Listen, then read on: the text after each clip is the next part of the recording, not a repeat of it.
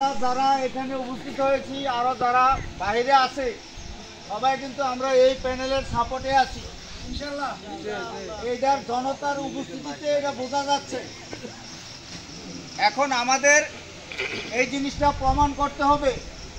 আমরা যে প্যানেল করছি প্রার্থীদেরকে আমরা যদি পাশ করাইতে পারি তাইলে আমরা এই প্যানেলকে জিতাইতে পারবো। আমরা অনেকে কিন্তু এই জিনিসটা ক্যালকুলেশন করতে পারতেছি না। আমরা সরজমিনে আমরা এই জিনিসটা করতে হবে। করতে যাইয়া আমার প্যানেলে 5, 6, 7, 8 এবং মহিলা হইল 1, এই জিনিসটা বুঝাইতে হবে।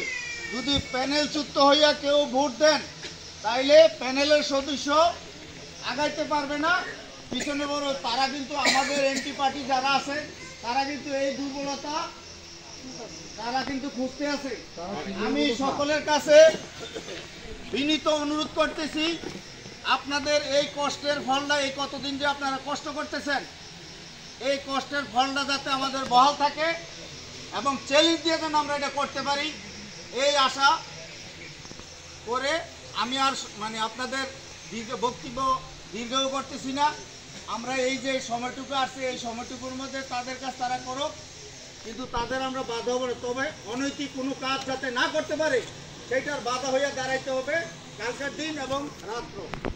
আমি আমার বক্তব্য শেষ করলাম। আসসালামু আলাইকুম।